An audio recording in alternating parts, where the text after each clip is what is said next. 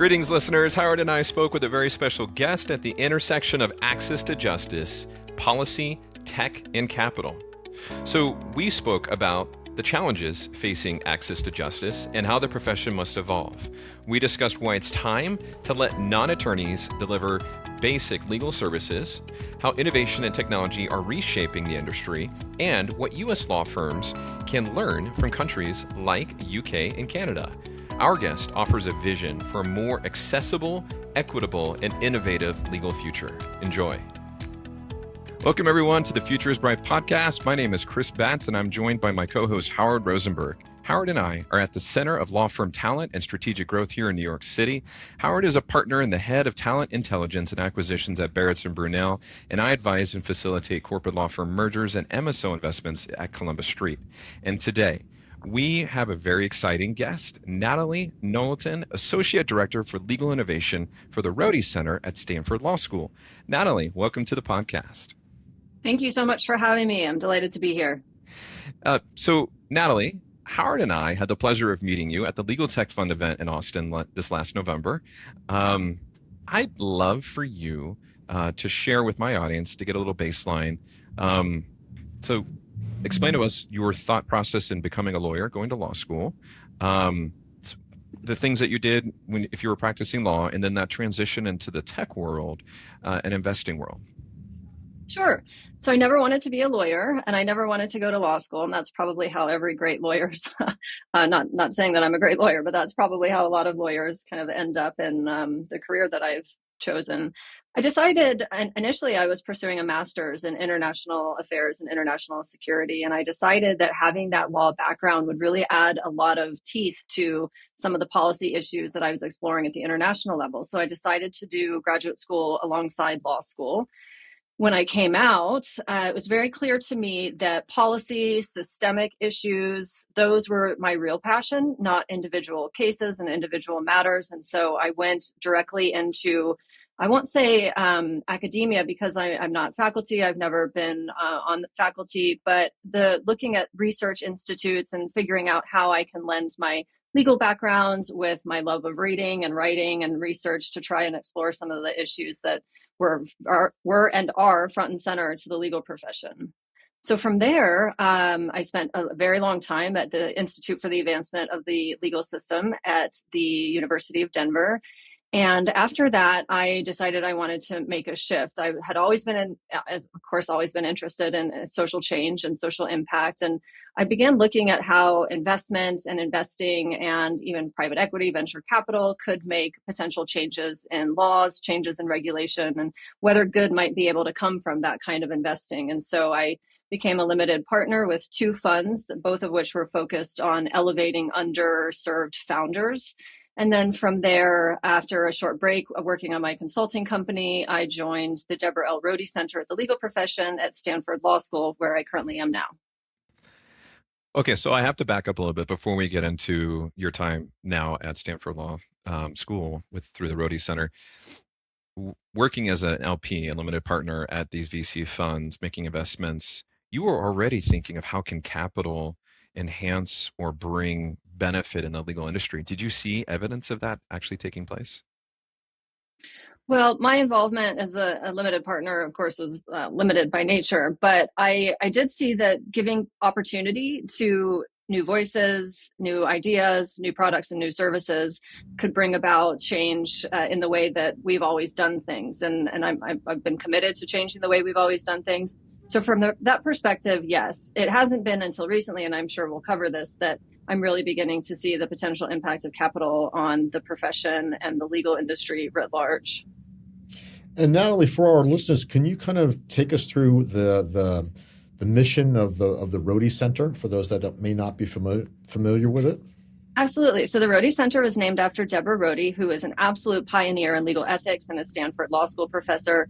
She was an unapologetic attacker of the status quo where it made sense to do so. And so she set up the Center of the Legal Profession at Stanford Law School to look at the civil justice system and think about how we can bring about equity, accessibility, transparency, and just a broader commitment of the legal profession to the public interest. So being that you are at Stanford Law School, working at the Rhode Center, and you're looking at this transition within the legal industry and how things are evolving. Um, here's a fun question. If you look at the legal industry from a 10,000-foot view, which I'm sure you do every day, what do you think most people misunderstand about how quickly or slowly it's actually evolving? So that's a very interesting question, especially today, and given the last 10 months that I know both of you are wrapped up in as well, in terms of the dynamism of the legal industry from a capital standpoint. The legal industry moves very slow, regulation moves very slow, but when things take off, they really take off. And so I think we have a mismatch that maybe has always been there, but certainly is present in today's industry between the way that we've always done things and the people who have always done things the way we've always done things and the new movers. And in some instances, the new movers have to wait for the rest of the industry to come with them, particularly in the regulatory front. But where we're seeing new investment and capital coming into the industry, those interests are not having to wait anymore. And so while the industry is lagging in many ways, it's taking off in others. Do you think that obviously what you're saying is that the legal system is, I guess, challenging about keeping up with modern society, but is it failing dangerously behind? Is it way out of whack? Well, I would say so. When you look at it from an access to justice standpoint, which is what I've spent the bulk of my career focused on, most people are not being served. We're not necessarily just talking about low-income individuals. That has historically been how people, of course, define the access to justice gap. But we're talking middle income. People like me could not afford lawyers. And that's a real problem. And part of that, there's no single reason that that's the case. There are a lot of contributing factors, and so there's no single solution. But part of that is that lawyers have just not kept up with the ability to offer services to individuals at the price point at which individuals need services. Now, we have a lot of debt that we go to law school. We have a lot of issues with respect to how long we've gone to law school and really the commitment that we put in, and whether that professional identity should kind of carry forward when we're looking at changing some of the providers and the practices in the industry. But we have failed as a profession for many, many decades. And I think it's time for a reckoning, and many other people would probably agree with me. And I think we're well overdue. So, in regards to access for justice, is it primarily a design problem, a funding problem, or a power problem? That's a great question. And I think it depends on who you ask. So if you're asking the traditional legal aid community, you're probably going to hear that it's a funding problem. Jim Sandman, who led LSC, the Legal Services Corporation, for a very long time, has a great quote that he weaves into his remarks frequently, and that's that Americans spend more on Halloween costumes for their pets than we do on legal services. So certainly legal services are underfunded and vastly underfunded, but can we possibly provide enough funding to meet the need? I'm not sure. And that's not from a kind of monetary standpoint, it's from a will. We know that the current waters and the current political air is not necessarily in favor of providing more subsidies and subsidized services for people. So that's kind of the funding issue.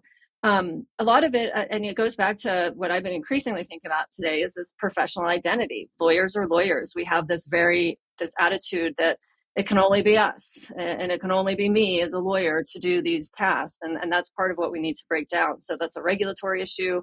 That's a professional identity issue. So it's a really complicated analysis, I think. But those are, I think, 2 points that I would raise.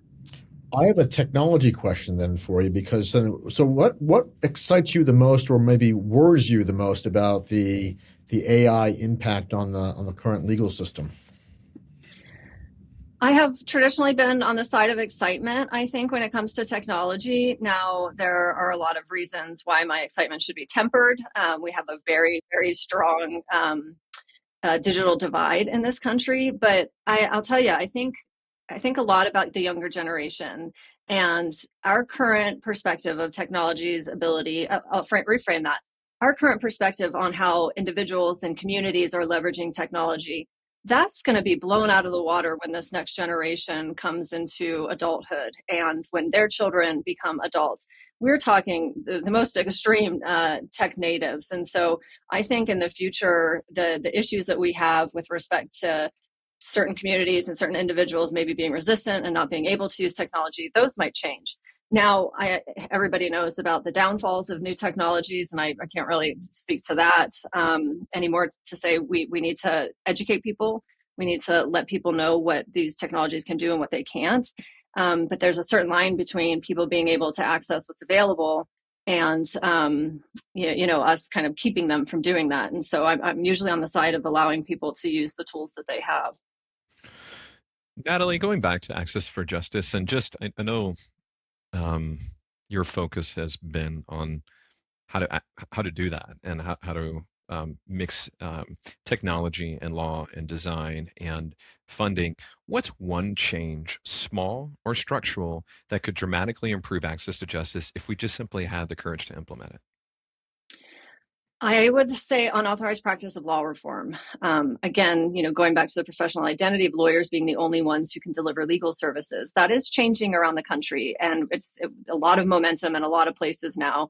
But we have to allow other people to deliver what we traditionally call legal services. There's just no way around it, and nobody is out there advocating that non-lawyers should handle very high value or high impact or serious issue type cases, but filling out bankruptcy forms, filling out non-contested divorce forms, helping people navigate the process. This is just easy, and we should be allowing this to happen at a greater scale. So to push back on that, you're not saying we need more lawyers. You're saying we need more people to have jobs in the legal industry doing things so lawyers could be more lawyerly. We need more legal services providers, and I don't think all of those need to be lawyers. So I'd love to hear your thoughts about, so piggybacking off Chris's question about the innovation issue in legal. Can you talk to us about where you think that innovation should be deployed to to increase access for justice? So two reactions there. One, and we're seeing this happen, that technology and innovation are being deployed on the end of the intermediaries. So lawyers, legal services providers, community organizations, people who are interfacing with individuals who have legal problems on a daily basis. Their work is being amplified and assisted by AI and new process innovations and other innovations. But my focus and my real passion is on that direct to consumer type of innovation, removing the intermediary, not for the sake of removing the intermediary per se, but because in so many instances there just is no intermediary there. And so innovations in how technology can actually deliver diagnostic information to individuals. And by diagnostic, I mean not just here's what the law says and is, but here's what you might do. Here's what kind of problem you might have. Those issues that really do get into the legal advice and the practice of law. I think innovation being deployed there could make a huge difference. Are you happy with the pace of change that's currently happening in the industry, or are you like a real supporter of like the next 3 years is going to be really transformational given what's everything happening in the industry with new technologies coming on board with more focus on the consumer space? I'm probably never happy with the pace of change in the industry, and I suspect you both would maybe agree with that.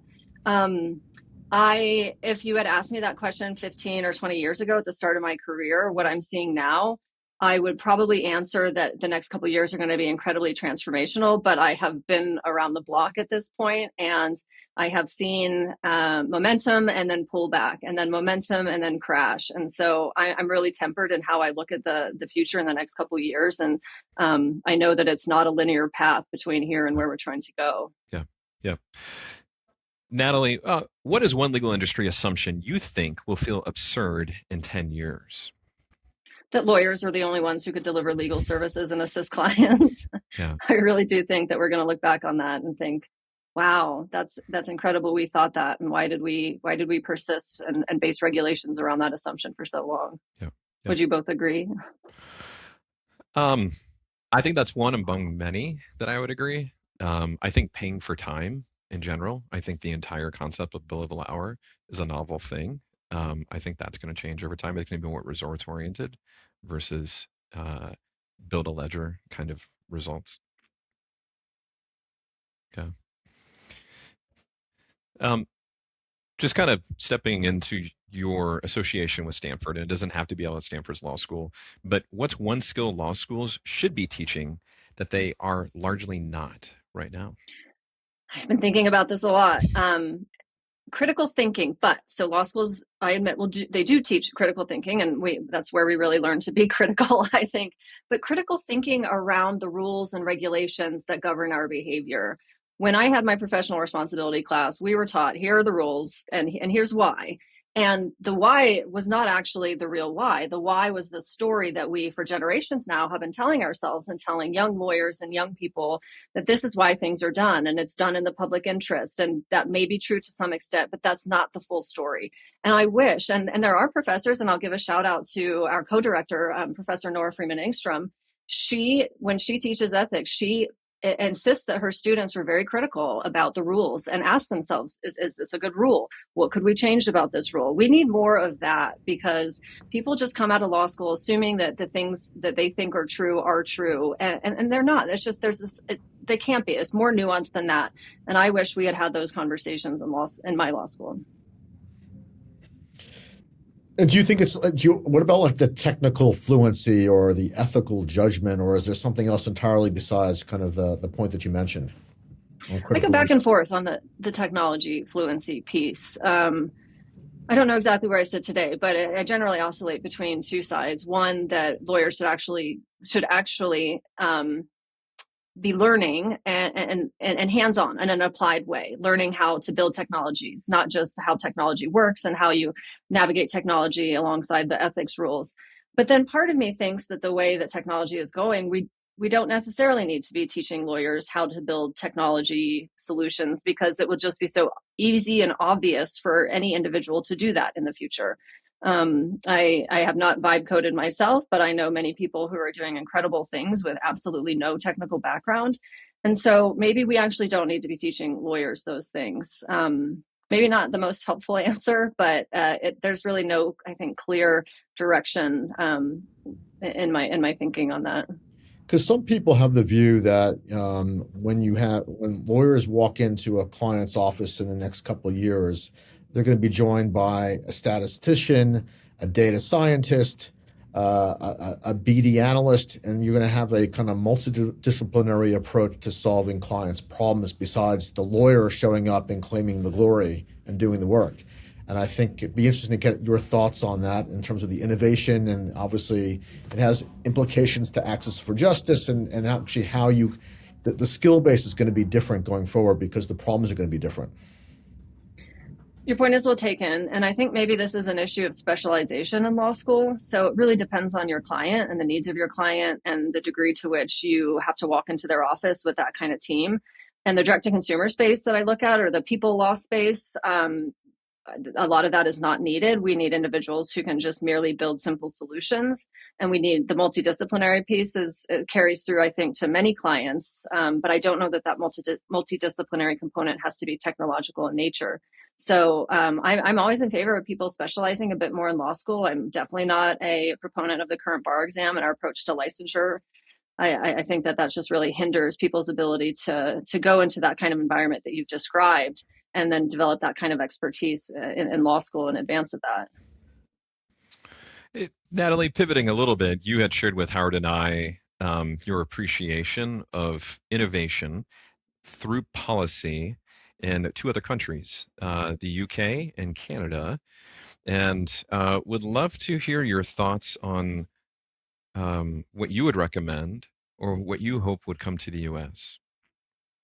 Well, overarching, I wish that more of the profession would actually look outside the corners of our country and look to other countries and see how they've done things. The UK, of course, has instituted alternative business structures many, many years before Arizona and Utah did here. Lots of lessons that we can learn there. And I think we should be taking those lessons to heart.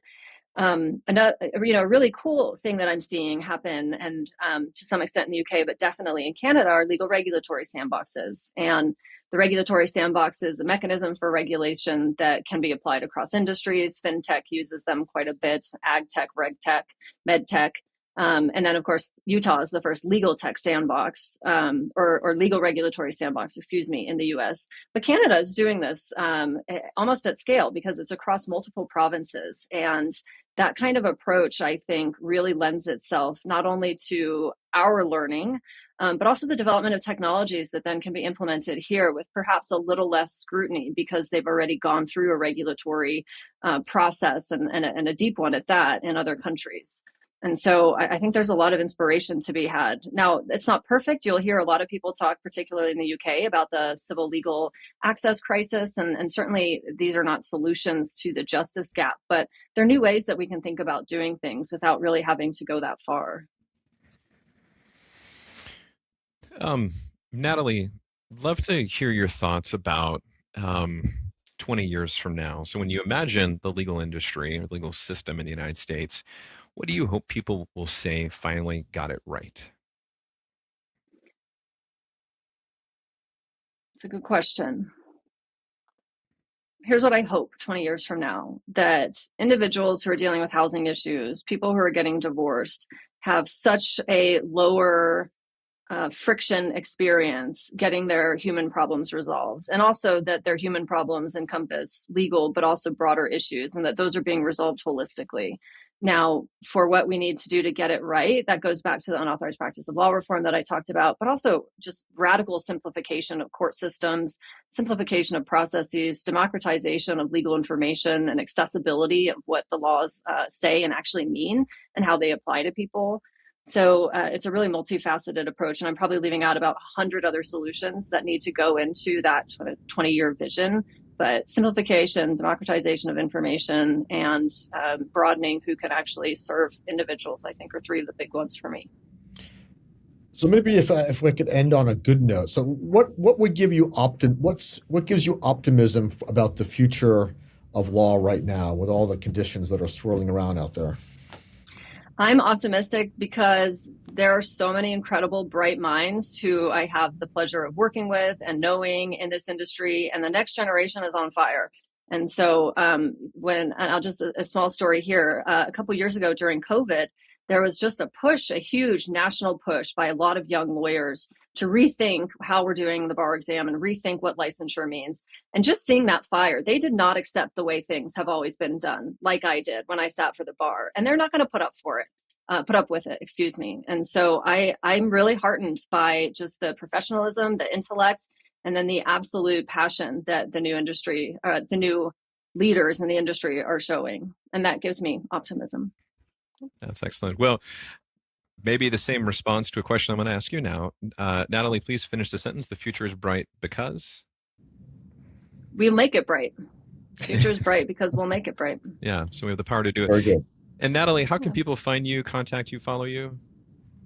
You can find me on LinkedIn, Natalie Knowlton, and you can contact me across socials at Natal Alleycat, which is NATALALLEYCAT. Excellent. Natalie, it's been an honor and pleasure. Thank you for your time today. Very much. Thank you for having me. Thank you. Thank you.